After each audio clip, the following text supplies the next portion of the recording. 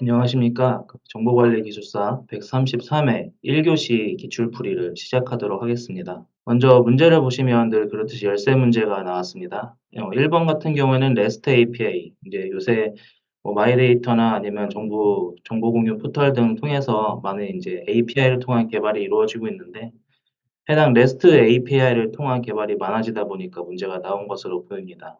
그리고 2번 문제, 소프트웨어 테스트용 중 뮤테이션 테스트에 대해 설명하시오 해서 소프트웨어 개발에서 중요한 이제 테스트 기법에 대한 문제가 나왔고요.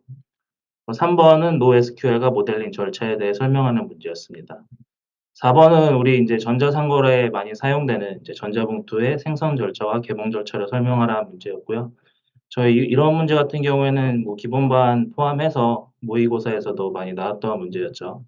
그리고 5번 동형암호 같은 경우에는 이제 개인정보 강화 기술 중에 하나인 동형암호로 이제 암호화나 복호화 절차를 거치지 않고 암호화된 상태에서 데이터 송수신과 그리고 내용 확인이 가능한 동형암호에 대한 문제가 나왔습니다.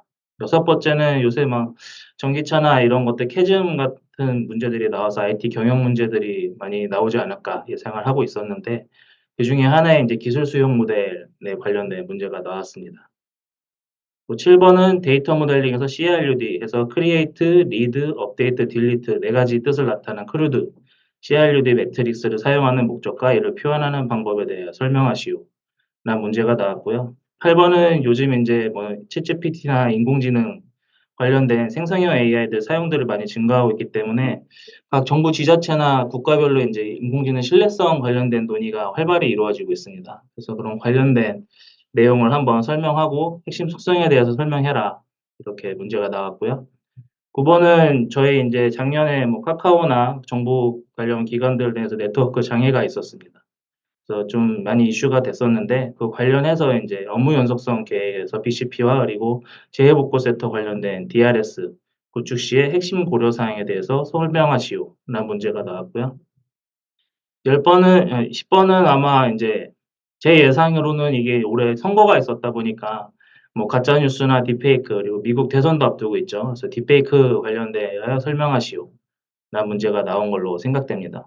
11번은 이제 소프트웨어 유지 보수 향상 및 비용 절감을 위한 3R. 이것도 저희 많이 풀었던 문제였죠. 기출 문제였고.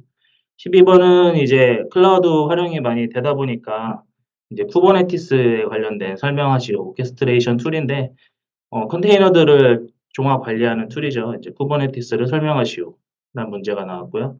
13번은 최근 들어서 이제 기본 토픽 중에 여러 개를 묶어서 나오는 문제가 있는데, 1교시 13번에 이제 TCP의 연결과 종료 과정인 3way 핸드쉐이크와 4way 핸드쉐이크 설명하시라는 말이 나왔습니다.